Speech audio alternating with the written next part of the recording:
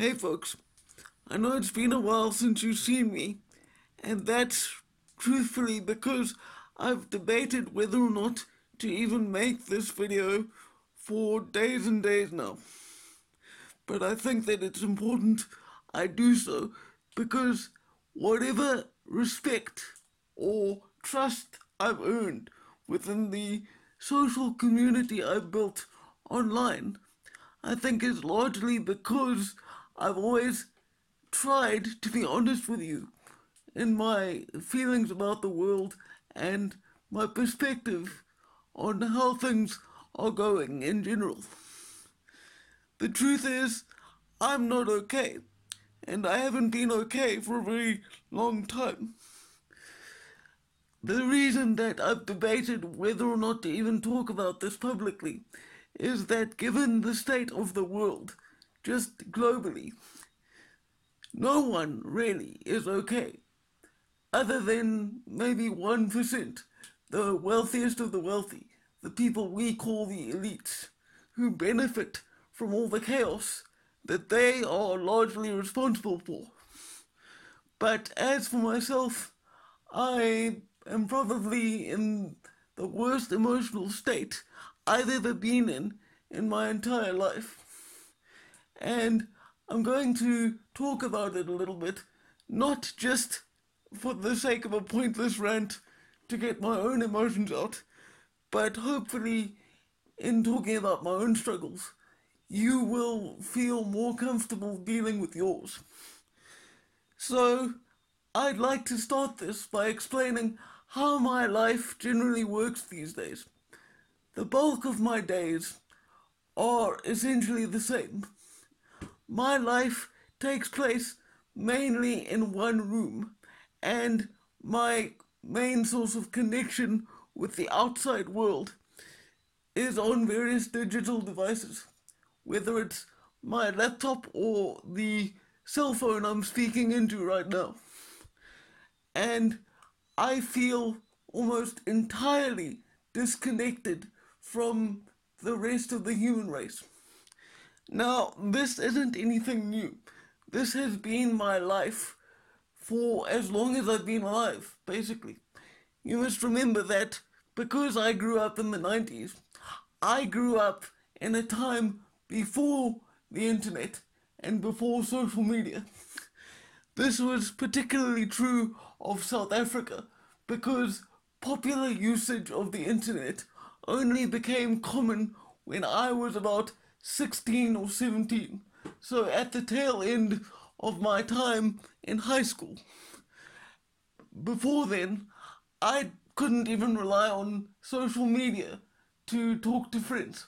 So if I wasn't at school, I was mostly sitting alone and playing video games on an old Nintendo knockoff.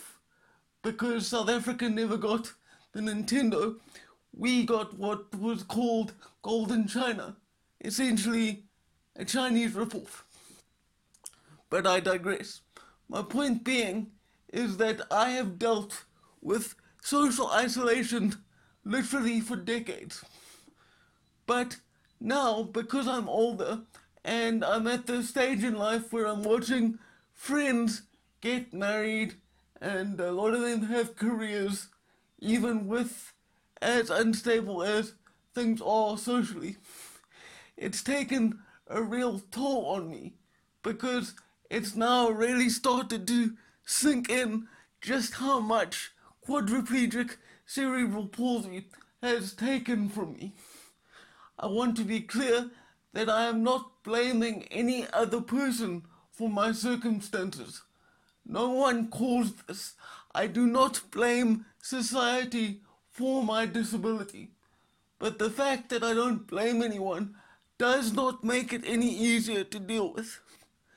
And so I have been dealing, particularly in the last few months, with persistent and ongoing suicidal thoughts. Again, I must be clear that in saying this, I am not a danger to myself. I will not harm myself because I am morally opposed to suicide purely because I've seen what suicide does to the people you leave behind.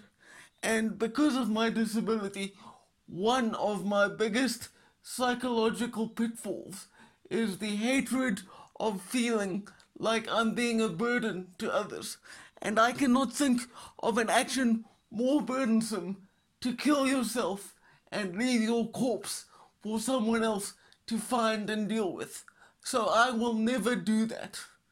But it doesn't change the fact that every day, or almost every day, let's be realistic, because it's not every day, but it's often enough that I wake up and I wish I hadn't. It's not so much that I physically want to die, it's more that I want this kind of existence, how I live right now, to be at an end. If I had to describe what it feels like, it's a kind of tiredness that never goes away. I have worked very hard not to allow myself to fall into what is commonly known as the cycle of depression naps, where you lose interest in everything and all you want to do is sleep. Because that is very tempting and it's dangerous. And you can pretty much turn yourself into a zombie by doing that.